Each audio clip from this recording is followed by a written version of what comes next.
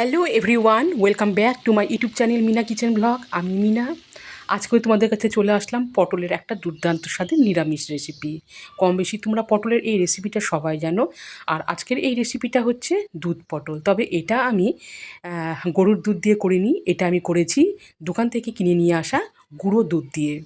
আর 10 টাকা দামের একটা আমুলিয়ার প্যাকেট দিয়ে আজকের একটা মজাদার রেসিপি তোমাদের কাছে শেয়ার করছি। তাহলে চলো বন্ধুরা, তোমরা দেখতে থাকো প্রথম থেকে শেষ পর্যন্ত। আর যেখান থেকে আছো প্লিজ আমার এই চ্যানেলটিকে সাবস্ক্রাইব করে দিয়ে পাশে থেকো। তাহলে চলো বন্ধুরা, তোমরা দেখতে থাকো।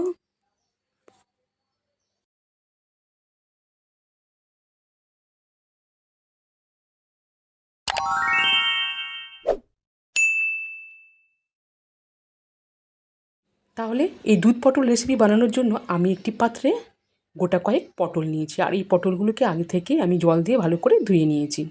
এইবারে আমি এই পটলের খোসা ছাড়িয়ে কেটে নিব। সো ফ্রেন্ডস, দেখো পটলের খোসা ছাড়িয়ে প্রত্যেকটা পটল আমি এইভাবে কেটে নিয়েছি। আর এই দেখো পটলের দুই প্রান্তে আমি এইভাবে 4টা ভাগ করে নিয়েছি।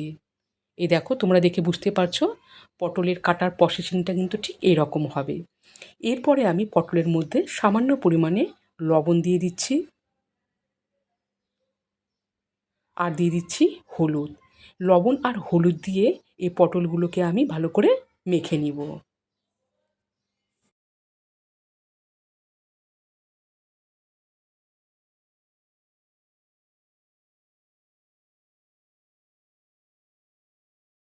এদিকে লবণ আর হলুদ দিয়ে পটলগুলোকে ম্যারিনেট করে নিলাম।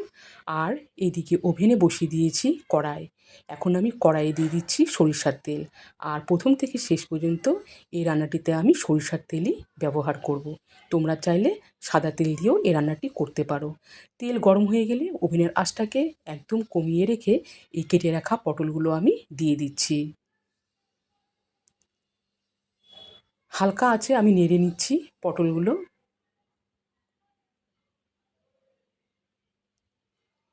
সো ফ্রেন্ডস, পটলগুলো ভাজা হতে হতে আমি এখানে তোমাদেরকে দেখাচ্ছি একটি বাটিতে উষ্ণ গরম জল নিয়েছি। আর যেহেতু আমি গুঁড়ো দুধ দিয়ে এই রেসিপিটা তৈরি করব, তো 10 টাকা দামের একটা প্যাকেট আমি আগে থেকে নিয়েছি। প্যাকেট ছিঁড়ে এখন আমি এক প্যাকেট এই আমুলিয়া দিয়ে দিলাম, মানে গুঁড়ো দুধ। গুঁড়ো দুধ দিয়ে চামচ দিয়ে এখন মিশিয়ে নিচ্ছি। তোমরা যারা এখনও গুঁড়ো দুধ দিয়ে এই পটলের রেসিপিটা ট্রাই করোনি, ট্রাই করতে পারো, ভীষণই ভালো লাগে খেতে। তো আমি মাঝে মাঝে এই গুঁড়ো দুধ দিয়ে কিন্তু পটলের এই নিরামিষ রেসিপিটা করে থাকি। তাহলে এখানে দুধটাও মিশিয়ে নিলাম। আর দেখো বন্ধুরা, পটলগুলো কিন্তু ভাজা হয়ে গেছে। এভাবে এক পিঠ ও পিঠ নাড়াতে নাড়াতে দেখো বন্ধুরা, পটলগুলো ভাজা হয়ে গেছে। আর এর থেকে বেশি ভাজা করব না। এখন আমি পটলগুলোকে একটি পাত্রে তুলে নিচ্ছি। সো ফ্রেন্ডস, দেখো পটলগুলোকেও আমি একটি পাত্রে তুলে নিয়েছি। এরপরে কড়াইয়ে বেঁচে যাওয়া তেলে আমি এখানে কয়েকটা দারচিনি টুকরো দিচ্ছি।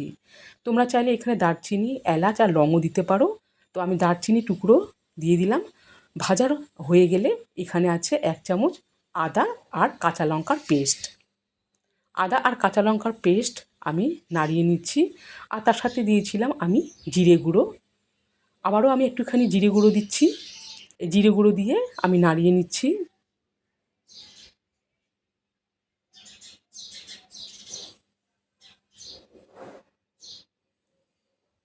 তো দেখো বন্ধুরা, জিরে, আদা আর লঙ্কার পেস্ট ভাজা হয়ে গেলে এখন আমি এই ভেজে রাখা পটলগুলো দিয়ে দিচ্ছি।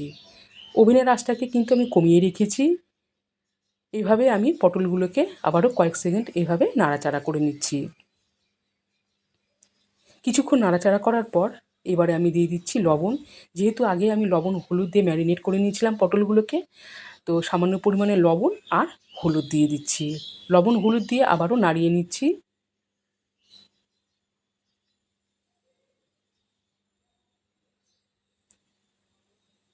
লবণ হলুদ দিয়ে পটলগুলোকে ভালোভাবে নাড়াচাড়া করার পর এখন আমি এই দুধ দিয়ে দিচ্ছি। বাটিতে আমি সামান্য পরিমাণে আবারও উষ্ণ গরম জল নিয়ে সমস্ত দুধ দিয়ে দিলাম।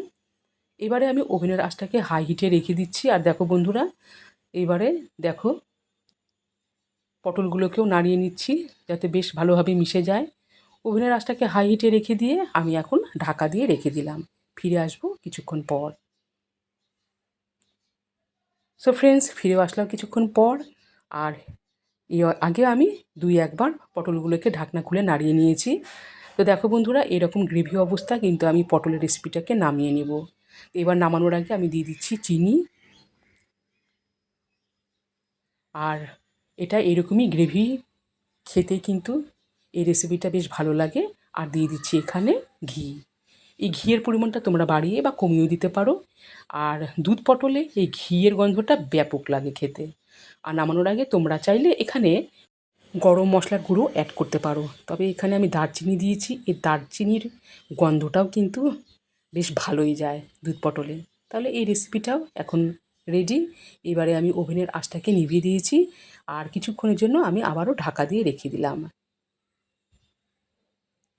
সো ফ্রেন্ডস, ফিরে আসলাম কিছুক্ষণ পর। এবারে আমি এই দুধ পটল রেসিপিটা একটি পাত্রে সার্ভ করছি।